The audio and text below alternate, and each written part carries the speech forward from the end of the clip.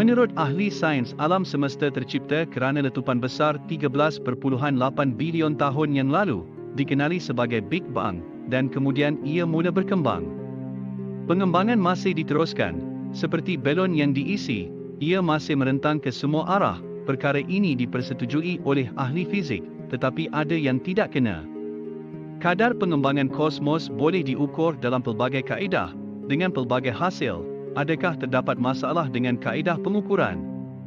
Atau adakah sesuatu yang berlaku di alam semesta yang belum ditemui oleh ahli fizik dan oleh itu tidak dipertimbangkan? Menurut pelbagai ahli fizik, termasuk Martin S. Slot, Profesor Kosmologi di SDU, ia boleh jadi yang terakhir. Dia dan rakan S-nya, Postdoc Florian Niederman, mencadangkan kehadiran jenis tenaga gelap baharu di alam semesta dalam kertas saintifik baru-baru ini. Kesimpulannya akan lebih serupa jika ia dimasukkan dalam pelbagai pengiraan pengembangan alam semesta. Menurut Martin S. Slot, sejenis tenaga gelap baharu boleh mengatasi masalah pengiraan yang bercanggah. Ahli fizik menggunakan tanggapan bahawa alam semesta terdiri daripada tenaga gelap, jirim gelap dan bahan konvensional semasa mengira kadar pengembangan kosmos. Sehingga baru-baru ini, semua jenis ukuran sesuai dengan model jirim alam semesta dan komposisi tenaga sedemikian, tetapi itu tidak lagi berlaku apabila membandingkan data terkini daripada pengukuran supernova dengan sinaran latar belakang gelombang mikrokosmik. Kesimpulan yang bercanggah muncul.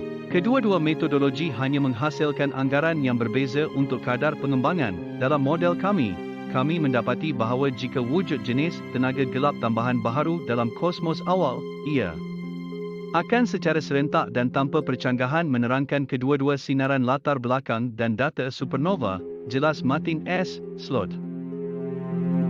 Kami mengesyaki bahawa tenaga gelap wujud dalam tempoh yang berbeza di alam semesta awal. Apabila air disejukkan, ia melalui perubahan fasa kepada ais dengan ketumpatan yang berkurangan, tambahnya, dan seterusnya berkata. Begitu juga, dalam model kami, tenaga gelap beralih kepada fasa baharu dengan ketumpatan tenaga yang berkurangan, mengubah suai kesan tenaga gelap pada pengembangan alam semesta. Jika anda mengandaikan bahawa tenaga gelap mengalami anjakan fasa yang disebabkan oleh pengembangan kosmos, hasil dapatan bertambah, mengikut pengiraan Slot dan Niederman. Ia adalah peralihan fasa di mana beberapa bui fasa baharu muncul secara tiba-tiba, dan peralihan fasa selesai apabila bui ini mengembang dan bertembung. Ia adalah proses mekanikal kuantum yang sangat ganas pada skala kosmik, kata Martin S. Slot. Kita tahu kira-kira 20% perkara yang membentuk alam semesta sekarang.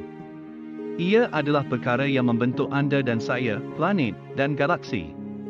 Terdapat juga jirim gelap di alam semesta, yang tiada siapa yang faham. Selain itu, kosmos mengandungi tenaga gelap, iaitu tenaga yang mendorong alam semesta untuk mengembang dan menyumbang kira-kira 70% daripada ketumpatan tenaga alam semesta.